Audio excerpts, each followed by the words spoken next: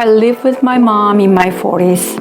I have no idea what to do with the rest of my life. One day, I woke up, found Gary Vee yelling at me.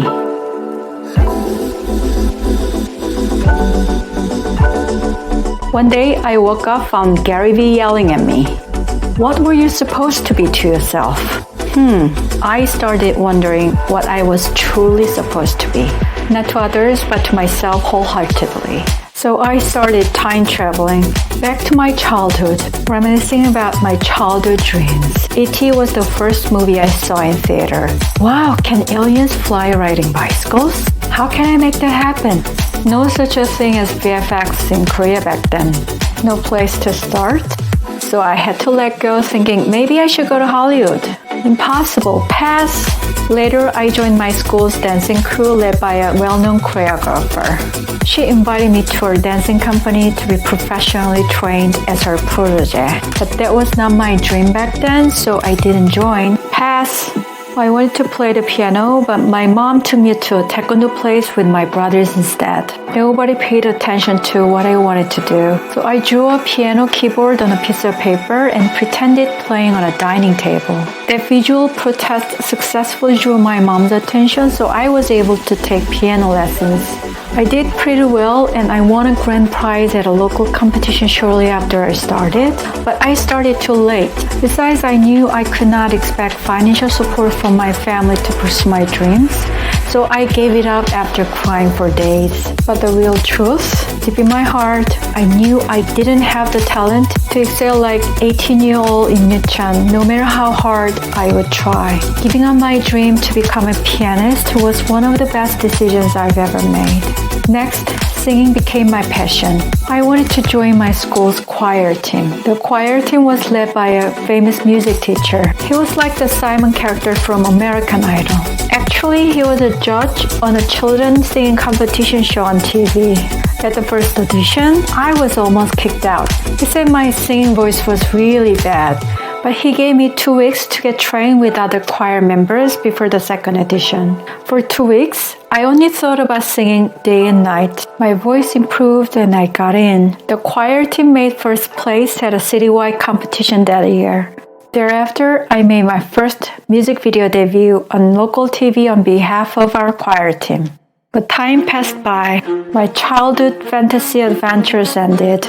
It was time to study for real-life competitions for college. It seemed like it was the only reality available because everybody was rushing for it. It was a big deal. I chose medical school as my goal. Doctors from medical dramas look cool. I wanted to become a financially independent professional like them. That was the best career path I could think of as a teenager. I studied hard, sleeping less than 6 hours. I had to get to school by 7:20 in the morning since class started at 8. Stayed at school studying until midnight during my high school days. I heard other friends got extra lessons from private tutors at home after midnight to get ahead. Not me, but I did my best. Result, I failed to get accepted to the medical school I applied to. Only one chance a year to get the test. Only one school you can apply to each year. Perhaps I was aiming too high. Again, deep in my heart, I knew that was not my true passion. Well, I lost my dreams. What should I do? I remembered my childhood dream of going to Hollywood. So I started learning how to speak English in college without knowing what's next. Years after college, I went to New York City without much money to become a lawyer, a so-called financially independent professional. A perfect excuse to leave my hometown. Nobody stopped me. I was too old to try, some said. They just left.